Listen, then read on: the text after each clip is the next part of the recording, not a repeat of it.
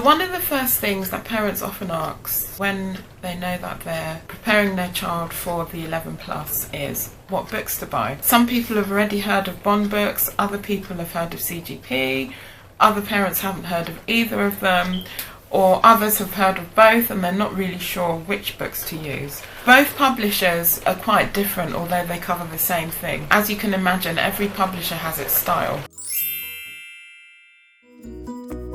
I'll start with Bond. That's the one that's most widely known, and I'll be showing you the verbal and non-verbal books, which are the green and the yellow books, these ones. Now, the question of which book to buy, I'd say buy the assessment papers as opposed to the 10-minute tests, and I'm going to explain why. The book is broken up into papers and it has a whole mix of questions. They'll have to count the number of sides. They'll have to look at like rotation and things like that. It's a real mix inside one whole paper. You can see that it's not broken up into sections in the assessment papers, which is fine because these are test papers for the children to practice on. The 10-minute tests, on the other hand, they are broken up. So this is from the 10 to 11 book. You can see that it starts with sequences and codes.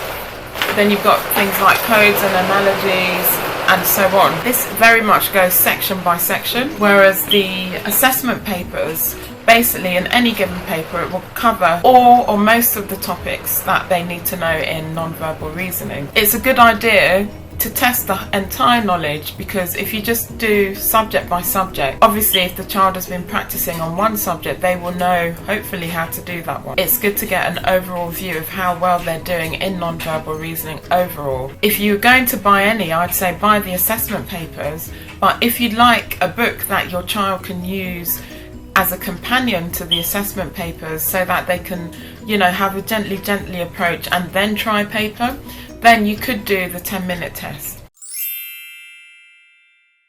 So the other publisher is CGP, and their books obviously look different. They're like this. Basically, with the CGP, it's quite different. So it's a bit more like the Bond 10-minute test to begin with, in that it starts by looking at a particular topic. So this is the 10 to 11 book, and it starts by looking at shape. Then it will start to introduce more of the paper style questions. So at the very beginning, it starts to get the child looking at the shapes, the number of sides, etc., whether there are any curves or straight lines, that type of thing. The next topic is counting. So they have to count the number of objects, the sides of the shapes, etc. And then it has more of a paper style approach just there. In the CGP book, it goes through like this until it gets to like page 22. It has the first assessment test, which is then broken down into sections again. So complete the series, that's a topic in non-verbal, and then building blocks, and then it goes on, you know, find the figure like the first two. That's basically the style of CGP. It's very much topic by topic. You could give your child an assessment paper to do, and it would cover a whole range of the topics within non-verbal reasoning. They'll be able to see very clearly that this is a particular topic that I'm doing, whether it's cubes and nets, find the next similar one, etc. That has its benefits in that, you know, it's very much topic by topic approach. For a child that's very new to the topic, or maybe is finding one particular area on the subject difficult, that's very good. The downside to it is that they know what the questions are about, whereas Bond, the assessment papers, throws them right in there, so there are no clues. You can see that the approach is very different. Now with verbal reasoning, again it's the same type of thing. Complete the pair, complete a word pair, for example. It starts off with a teach and then a try section, and it carries on like that throughout. If you look at related numbers, the same sort of style. Obviously verbal reasoning is laid out differently because it's a different topic.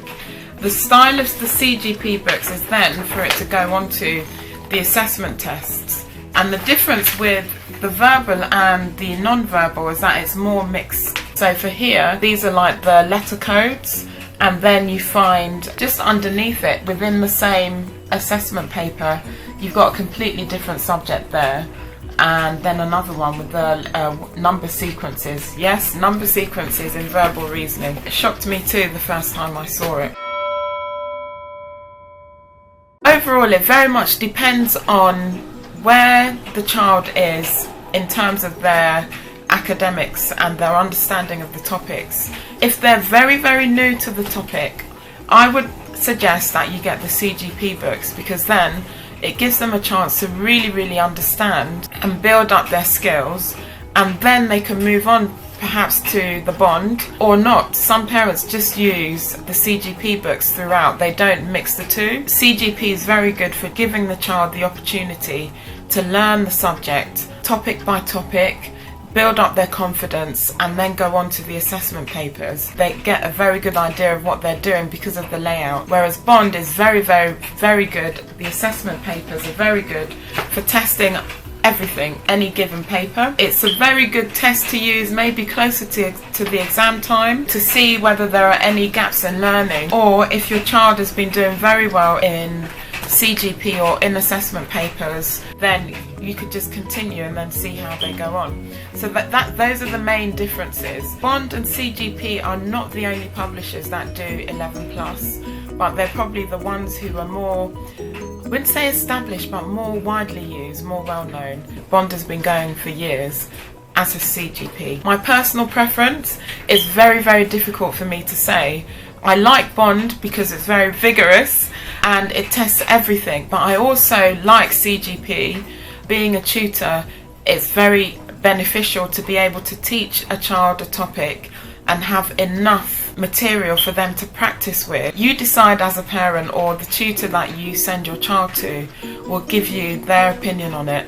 It's a good idea to pop into your local WH Smiths, have a really good look at the books yourself, maybe with your child as well, so that you can get a good idea of the feel of it. Some people have a natural liking for a particular style of layout, a particular style of book.